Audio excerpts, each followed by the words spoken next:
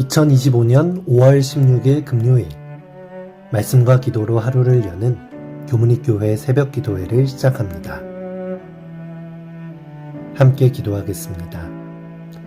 하늘에 계신 아버지 하나님, 오늘 하루도 주님의 은혜 가운데 하루를 시작하게 하시니 감사합니다.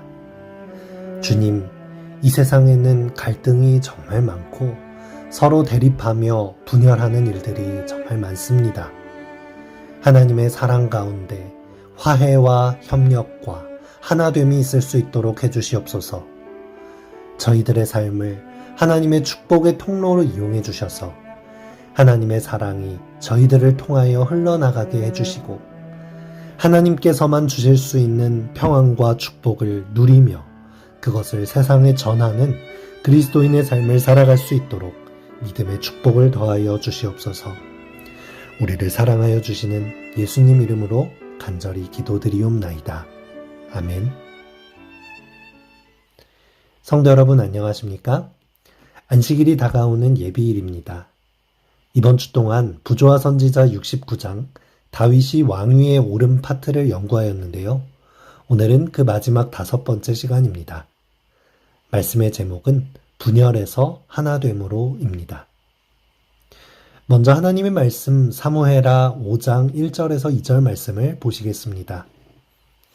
이스라엘 모든 지파가 헤브론에 이르러 다윗에게 나아와 이르되 보소서 우리는 왕의 한 고륙이니이다. 여호와께서도 왕에게 말씀하시기를 내가 내 백성 이스라엘의 목자가 되며 내가 이스라엘의 주권자가 되리라 하셨나이다 하니라. 이스보셋이 죽은 후에 이스라엘의 백성 지도자들은 다윗에게 나아와서 다윗이 온 이스라엘 지파의 왕이 되기를 구했고 드디어 다윗은 하나님의 뜻을 기다리는 가운데에 하나님의 방법으로 왕의 자리에 올라가게 되었습니다. 복수심과 반역 가운데 하나님의 백성이 분열되는 것 같았지만 다윗은 끝까지 하나님의 약속을 의지하며 기다림으로 하나된 이스라엘 나라를 통치하게 된 것입니다. 여러분, 우리가 사는 이 시대는 그 어느 때보다 많은 갈등과 분열 가운데 살아가고 있는 것 같습니다. 정치적으로는 진영 간의 극심한 대립이 계속되고 세대 간의 갈등도 깊어만 갑니다. 청년 세대는 기성세대를 이해하지 못하고 기성세대는 청년들을 비판합니다. 남성과 여성 사이에서 성별 갈등이 심화되고 온라인상에서는 서로를 공격하는 말들이 넘쳐납니다. 그리고 안타깝게도 교회도 예외가 아닙니다. 교회 안에서도 서로의 생각이 다르다는 이유로 마음이 상하고 때로는 분열이 일어나기도 합니다. 신앙의 표현 방식이 다르다는 이유로 비난하거나 서로의 의견을 무시하는 일도 벌어집니다. 이처럼 분열된 시대를 살아가는 우리에게 과연 하나됨은 가능한 일일까요? 오늘 우리는 다윗이 통합된 이스라엘을 통치하기 시작하는 이야기를 통해서 교훈을 얻고자 합니다. 앞서 연구했듯이 다윗이 처음부터 온 이스라엘의 왕이 되었던 것은 아닙니다. 처음에 그는 유다 지파의 왕으로 기름 부음 받았지만 나머지 11지파는 사울의 아들 이스보셋을 왕으로 세우고 남과 북으로 나뉘어 분열된 상태였습니다. 정치적으로도 사람들의 마음도 신앙도 분열되어 갈라져 있었던 것이죠. 그러나 다윗은 이 상황 속에서 무력으로 이스라엘을 통합하려 하지 않았습니다. 그는 하나님께서 정하신 때를 기다렸고 그리고 마침내 하나님의 때가 되자 이스라엘 모든 지파가 헤브론에 모여 다윗에게 나아왔습니다. 그리고 그들은 우리가 읽은 말씀처럼 고백하게 되었던 것입니다. 우리는 왕의 고륙이니이다. 여호와께서 왕께 말씀하시기를 내가 내 백성을 먹이며 주권자가 되리라 하셨나이다. 우리는 이 상황 속에서 하나 될 수 있는 비결 3가지를 배울 수 있습니다. 첫 번째, 하나됨의 기초는 바로 하나님께서 주신 형제의 마음인 것입니다. 지파들은 다윗에게 나아와 우리는 왕의 고륙이니이다 라고 말했습니다. 서로의 이득을 따지며 싸우는 것이 아니라 하나님의 민족으로서 한 형제임을 인식함으로 하나가 될 수 있었던 것이죠.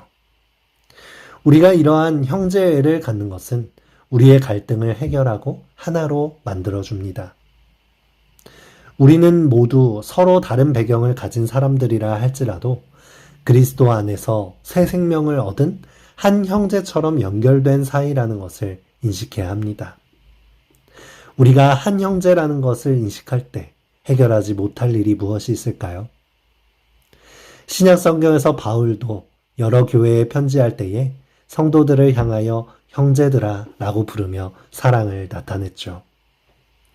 우리가 모두 하나님의 자녀라는 사실과 믿음 안에서 한 형제자매인 것을 잊지 않게 되기를 바랍니다. 두 번째는 하나됨의 기준이 하나님의 말씀이었다는 것입니다.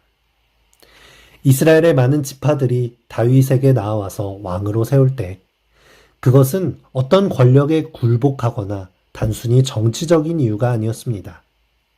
그들은 하나님께서 다윗을 세우셨다는 사실을 인정한 것이었죠. 여호와께서 왕께 말씀하시기를 내가 내 백성을 먹이며 주권자가 되리라 하셨나이다 라고 고백하면서 하나님의 뜻을 따라 하나가 되어야 함을 인정하게 된 것입니다. 하나님의 때와 방법을 알 때에 우리는 나의 기준을 내려놓고 하나 될 수 있는 것입니다. 마지막으로 세 번째는 하나됨의 목표가 서로 섬김이었다는 것입니다. 하나님께서는 다윗에게 내가 내 백성을 먹이며 주권자가 되리라 라고 말씀하였습니다. 우리가 서로 하나 되고자 원하면서 나의 기득권을 놓지 않고 내가 높은 자리에 차지하려는 마음을 버리지 않는다면 우리는 절대 하나 될 수가 없습니다. 다윗이 하나님 나라의 왕이 되는 것은 백성들 위에 군림하고 세상적으로 가장 높은 자리에서 경배받는 것을 하나님께서는 원하시지 않았습니다. 오히려 왕의 자리에서 하나님의 사랑으로 백성들을 섬기며 하나님의 말씀의 원칙, 사랑의 율법의 원칙으로 나라를 다스리는 것이 그 목표였습니다. 성경의 원칙은 가장 낮은 자리에서 사랑을 가장 많이 베푸는 존재가 가장 높아지는 것입니다. 우리가 하나 되기 위해서는 서로를 섬기는 것이 우리의 목표가 될 때, 그리고 그 마음으로 서로를 대할 때 사랑으로 하나 될 수 있는 것입니다. 사랑하는 성도 여러분, 다윗에게 맡겨진 하나님의 나라는 단순히 정치적인 통합을 이루는 하나됨이 아니었습니다. 다윗은 하나님의 말씀을 기준으로 영적으로 하나된 나라를 만들어갔습니다. 우리도 이와 같이 하나님 안에서 진정한 하나됨을 경험할 수 있게 되기를 바랍니다. 우리의 삶 속에서 또 우리의 가정과 교회에서 서로 하나됨을 경험하고 서로를 섬기는 기쁨을 경험함으로 우리를 통해 그 사랑이 세상에 흘러넘치게 되기를 간절히 바라겠습니다. 이 아침 함께 기도할 제목입니다. 나를 통해 분열된 곳에 하나 되는 역사가 일어날 수 있기를, 우리 교회가 더욱 하나 되는 교회 될 수 있기를, 안식일에 교회에서 드려질 모든 예배와 순서들을 위해서 안식일 학교 임원들과 각 소그룹장과 교사들을 위하여, 선교부 임원들과 도르가 임원들을 위하여 이 시간 함께 기도하겠습니다.